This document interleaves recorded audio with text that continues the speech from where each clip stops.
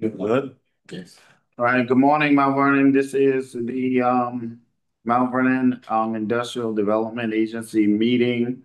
I am Darren Morton, the treasurer, who is going to be presiding over this meeting as the chairwoman. Mayor Sean Passon Howard is joining us virtually. The meeting, it is June 10th. I'm sorry, July 10th. July 10th, the time is 10:15. I'll call the roll call. Good morning. I am Robin Mack, Director of Business Development, and I will be calling the roll, beginning in the room. Uh, Treasurer Darren Morton, Present. Member Stephanie Vanderpool, Present. Virtually Chairwoman Patterson Howard, Present remotely. and with that, we have a quorum. Member Brian Johnson is absent, and non-voting member Chris McDonough is also absent. Moving along with the agenda. Well, before we begin with the agenda, we have some guests present, and I'd like to acknowledge them. Welcome to the July 10th IDA meeting. If you have any questions as we go along, please submit them via email to mvida.meetings, plural, at cnvny.com. On the agenda, we will have a review of the minutes. We will vote for acceptance of the minutes from the June 2025 meeting. May I have a motion? I make a motion that we accept June 12th, 2025 minutes. Is there a second? Second. Okay. With that, I will call the roll. Comptroller Morton, Aye. Member Vanderpool, Aye. Chairwoman Patterson Howard. Aye.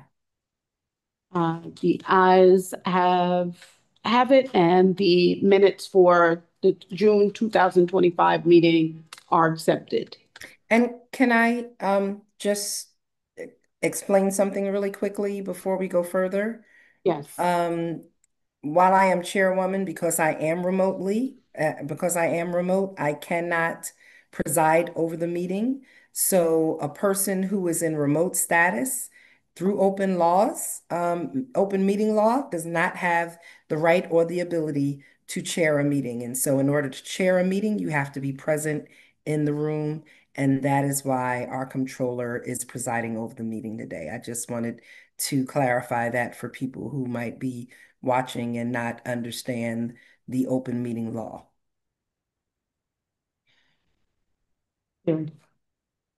Proceeding along the agenda, the financial report is next.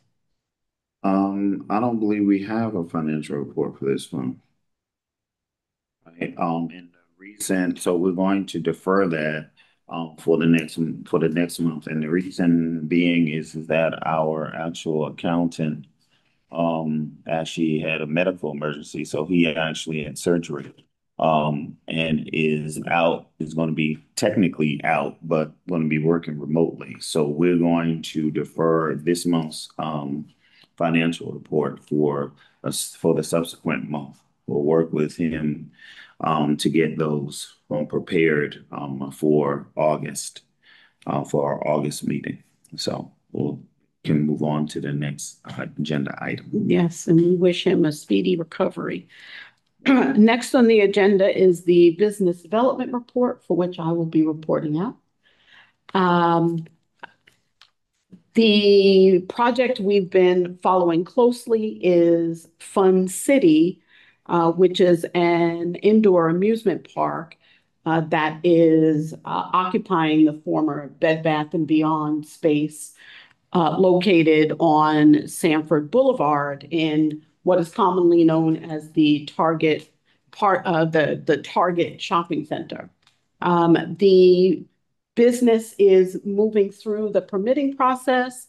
It is received the authorization to move forward with receiving a building permit, for which they will then begin the interior construction within the space.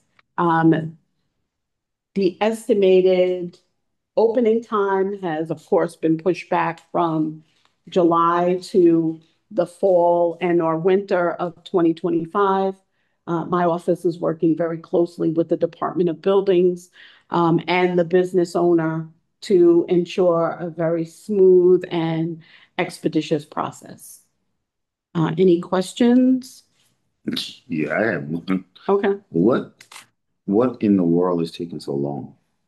'Cause this seems to have been something that we've been hearing about and talking about. So, what seems to be the challenge that now this is even delayed? So obtaining the bill, so before any action can begin, a building permit must be approved and issued. The building permit process took far longer than expected. There were quite a few administrative hiccups. Necessary documents to be completed by the applicant were not advised to the applicant so that the applicant could submit. There was a delay in the plan approval process, which pushed back further the building permit issuance. And so as of And wasn't there also a permission for them to even have an amusement in that area? So that was something we had to overcome before they even went into that area, correct? Well, that occurred even before the permit issuance. Right, but I'm saying The we've permit talked about it. application, we talked about bringing it into the city back in the fall of 2024, And it for had to which be not necessarily rezoned, but there had to be some type of there had to special, be, the code had to be changed for the project to move along. for So which, it mhm. was negotiations around the space. It was conversations with, I guess, the property owner down there around their taxes and what those would look like because they wanted a pilot or, some long-term negotiation. So it's been a multi-step factor, right? So when you're bringing a business in, it's not just about the building permit. They had to negotiate their finances, they had to lease it up, then they had to change the permitted use in that area, and then they had to do the building department permits. And so there's been about 3 or 4 steps that they had to undergo before the project could get to where it is now.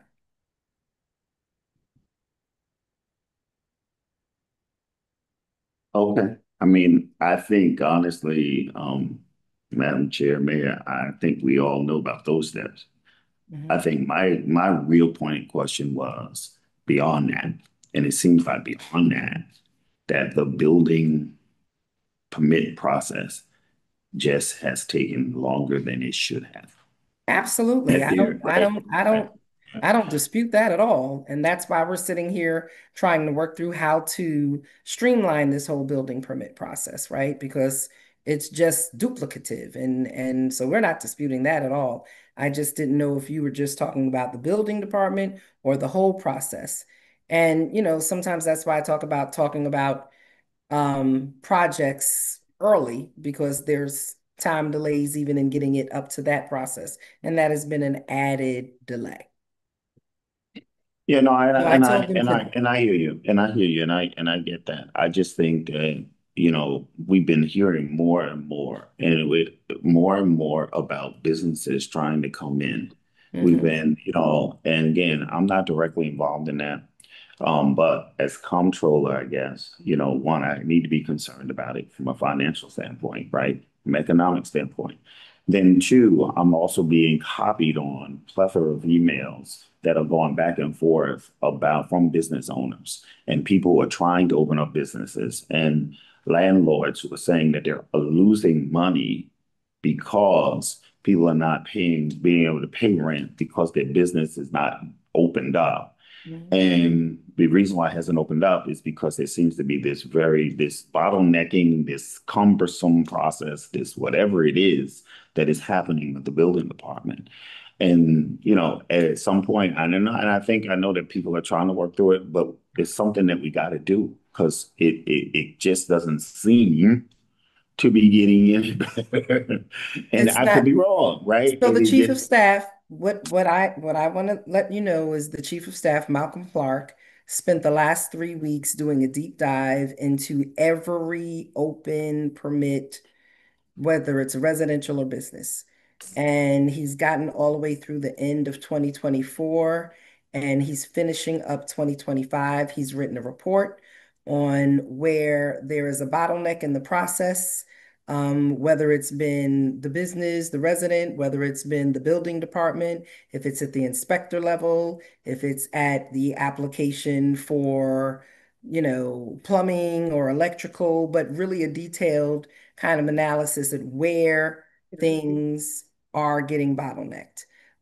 They do have a meeting at 5 p.m. today, I believe, of the Building Transformation Steering Committee. He did have a meeting last week with the building commissioner and the two deputy commissioners, and some of the key staff there to have this very discussion. And so this is where we're going. This is why we brought in the extra person. This is why we applied for a fellow from Bloomberg Harvard who is working with us to pull all of the data.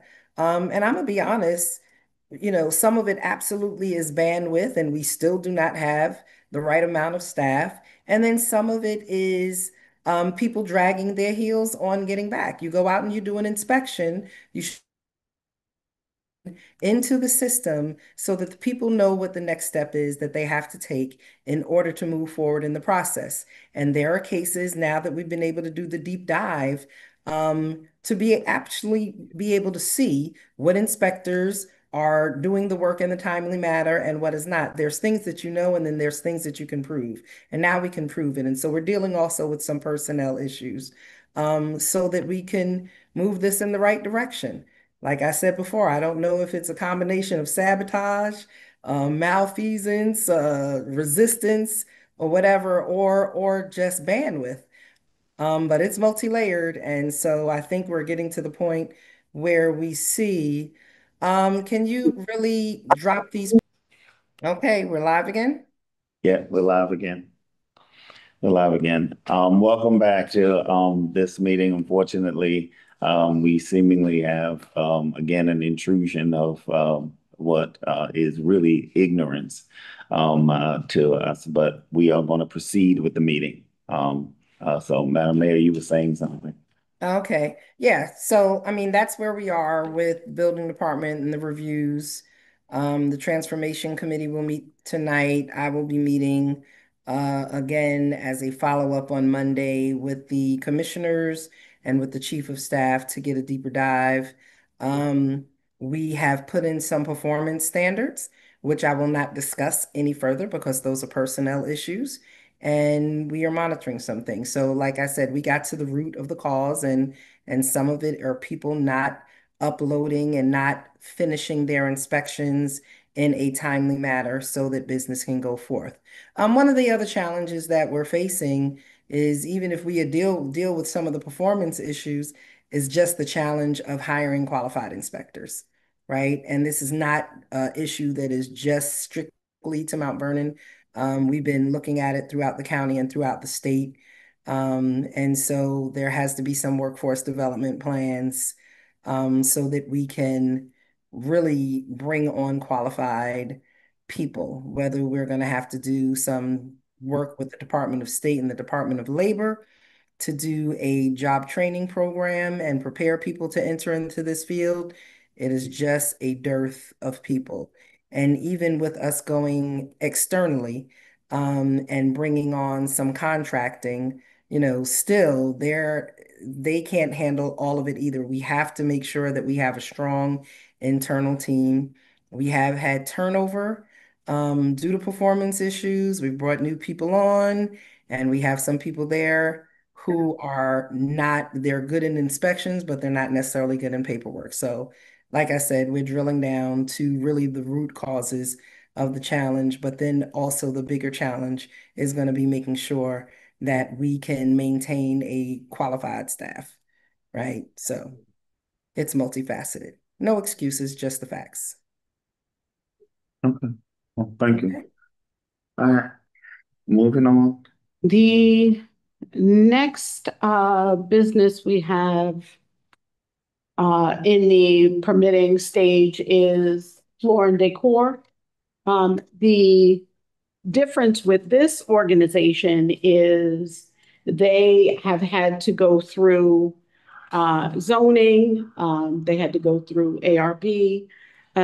They also needed to, well, not zoning, planning and ARB, for which they've received approvals at both. Their permit will be issued in the next couple of days. Their building permit will be issued in the next few days. And so we may see them open if everything goes along schedule. We may see them open early 2026. They are located or will be located in the former Stop and Shop location on Sanford Boulevard. They already have their banner up, um, notifying the community that they will be opening. And so we look forward to Floor and Decor being a new tenant here in the city of Mount Vernon. And that's all I have for report out today. Right, thank you. Moving right along to the next order of business.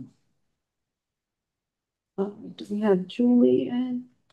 The next order of business would be authorization for the payment of invoices.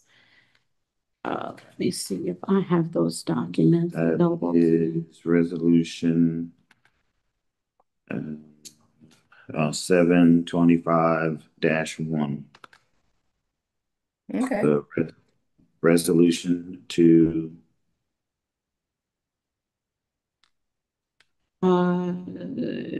Yeah, I pay water supply. Yeah, I'm opening up the document right now. Okay.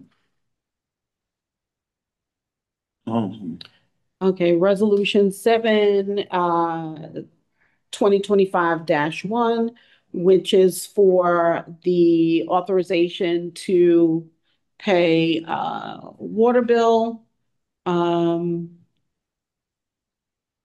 actually, it's to pay for healthcare to the Board of Water Supply for the one employee in the city of Mount Vernon, and the IDA for the city of Mount Vernon, and then also the Harris Beach invoice for legal services, both on the same resolution. Do I have a motion? I make a motion. I second it. Okay. ready for the call. Roll call. Calling the roll call, Controller Morton, Aye. Member Stephanie Vanpool, Aye. and Chairwoman Patterson Howard. Aye. Okay, that passes. And next on the agenda is the report from Agency Council, who has not yet joined. Darius, Well, are you Darius I'm on. is here. Yeah, I'm on. How are you? Hi there. Hello, everybody. Couple things for the public, and I know the board is probably aware of it. The Q West project closed at the end of June. That was the large project that we've been negotiating for some time. So that closed. All funds have been received by the IDA, by the school district, by the city that were owed as part of the project. And I'd be happy to answer any questions if you have any. But that was a successful, large closing with a lot of different parties. So it was a lot of work, but it got done timely. Thank you. You're welcome. Don't have much more to report other than that. We are working on finalizing the contract with Urbanomics. Dr. Morton and I were communicating about some changes they wanted. We made those changes, and that's available. I believe we approved it already. Just wanted to make those tweaks about that they wanted to essentially say that they're not guaranteeing any particular result and will do their work that they do, but they're not guaranteeing a result. So we added that into the contract. Okay. And that contract actually has been sent off to them, so we're just waiting for their signature, and then we'll pass it off to the chair to be signed, and then they will begin their work. Great. Sounds Okay. good. Do we have a time estimate on the work product? Not as of yet, but we can ask and see what they think. Okay, thank you. That ends any of the business on the agenda. Is there anything that the members would like to add on before we close out? Oh, I did see, I think online for the annual training for the IDA up in Ithaca, I think, New York. Are we attending that, or are we gonna wait down further? No. Yeah, so far I've not seen any announcement of a training session closer Okay. to Westchester County. I'll reach out to them to see if there is one and then report back out at the next meeting in August. Thank you. Okay. And if there isn't anything else, Chairwoman Patterson Howard? Well, I'm not presiding. Well, no, I I mean, have nothing. okay. And Dr. Morton, nothing from you? That thing, Okay, so can we get a motion to adjourn? Okay. Motion to adjourn. I second it. Okay, seconded, and I'll take the roll. Comptroller Morton, aye. Member Vanderpool, Aye. and Chairwoman Patterson Howard. Aye.